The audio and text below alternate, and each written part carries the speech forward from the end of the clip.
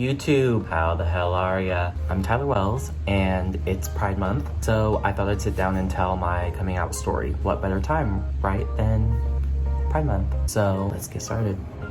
So first of all, I want to say thank you so much to everyone who watched my Get Ready With Me video. It means the world to me. The feedback I received from that video was so amazing and so sweet, and I'm so excited to embark on this journey with you guys. But before we start on a journey together, I need to give you guys a little bit of backstory on how it came out. So I'm 24. I didn't come out until I was 18 years old, which is a pretty long time to be in the closet. For 18 years, I was pretending to be straight. And a little bit of backstory on that: when I was in 5th grade going into 6th grade, my dad and my mom got a divorce. That alone was obviously traumatizing. Divorce is never an easy thing. I found out a couple weeks after they told us they were getting a divorce that it was because my dad was gay and was hiding it the whole entire time they were married, his whole life basically. So that was really my first introduction to what gay even was. I didn't really even know what gay was until that happened. So my dad came out, and it was a huge shock. Being gay, I didn't think was a negative thing back then, but obviously, you know, you want your parents to be together, and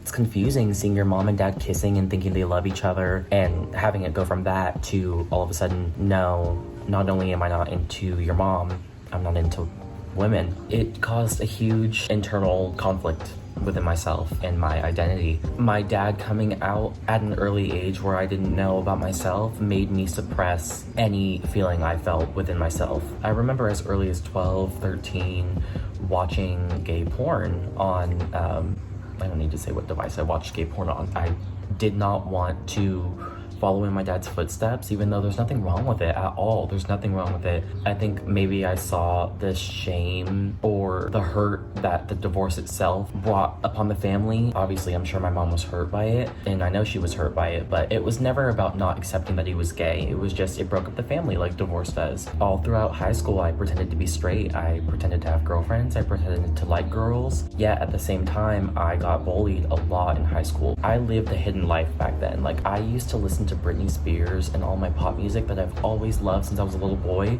but I used to listen to it on a separate hidden app, so that if I handed anyone my phone and they looked through my music, they wouldn't find any pop music or any Britney Spears. Yeah, so I hid it for a really long time. I would get so upset at the bullying, and people would just say like, oh, that kid's gay, like, oh, he's a faggot. I used to get called a faggot a lot in high school. People were really mean to me. I didn't start exploring things until my junior or senior year. I remember downloading Grindr for the first time and using someone else's picture to have the account, just to kind of like scope things out and see what it was like.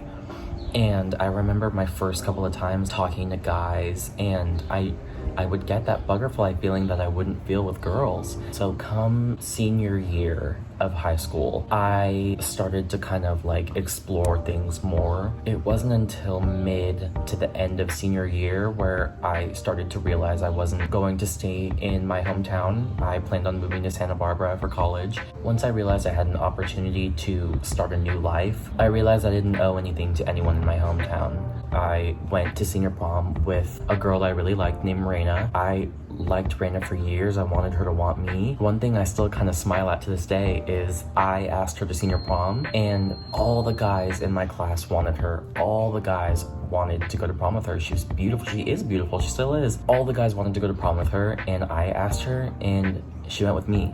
It's just funny that the gay guy got the girl and all the straight guys didn't. So the day after senior prom, all of the seniors go to senior ditch day, which was in Santa Cruz at the time. And I rented out a hotel. That senior ditch day weekend was my first time for a lot of things. It's my first time drinking, heavily actually. I got really drunk. Did you have so much fun at the boardwalk? I love you. I love you! And had the liquid courage, I guess you can call it, to come out to a lot of people in my class. I guess that was due to the alcohol. Thank you, alcohol. I came out for the first time to anybody in Santa Cruz. Everyone was so loving and accepting. Later that day, I met up with Raina in a hotel room, and I think I just started crying and told her that I was gay, and she was so sweet and accepting and loving and caring and could not be any more supportive of me, even though the day prior we went to senior prom together. But I'm so grateful that she reacted the way she did with love and acceptance. So Raina, I love you forever. After that weekend, I worked up the courage to send out a mass tweet to everyone. I mean, back then, the majority of my high school followed me on Twitter. And I worked up the courage to just tweet it out. I think I tweeted something like, it's important for you to be your authentic self and love yourself at all times, something like that. I basically came out on Twitter. It got very, very, very well received. The support I got from everyone was just overwhelming. I just kind of realized I didn't owe anything to anyone any longer. I was moving away to a complete different part of the state, moving from Northern California to Southern California, and I just didn't owe anything to anyone any longer. From that moment on, I mean, the last couple weeks of high school, I lived as my authentic self, and ever since that moment, I have been figuring it out. It was shortly after that I had my first sexual experience with a boy.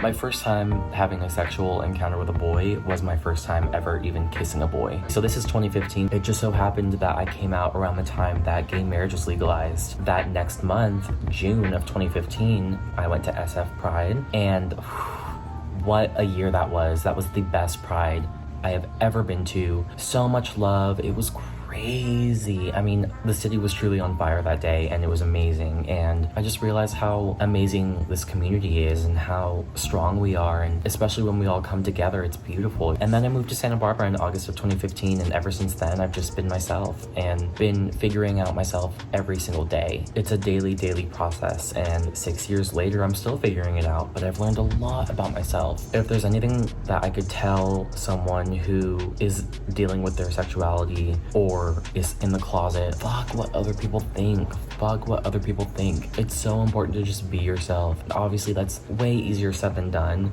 but you can't live your life according to other people's standards. You can't live your life with the image of what someone else thinks you should be. You need to live for you. You need to live for what makes you happy, and find a group of people that accept you unconditionally and cling to them. You know, find someone you can confide in, and even just tell one person. Telling one person will make it easier to tell anyone. So that is my coming out story. Thank you so much for watching. Alright, you guys, thank you so much for listening to my coming out story. If you like what you saw in this video, comment, like, and subscribe. Stay tuned for more content. Happy Pride Month.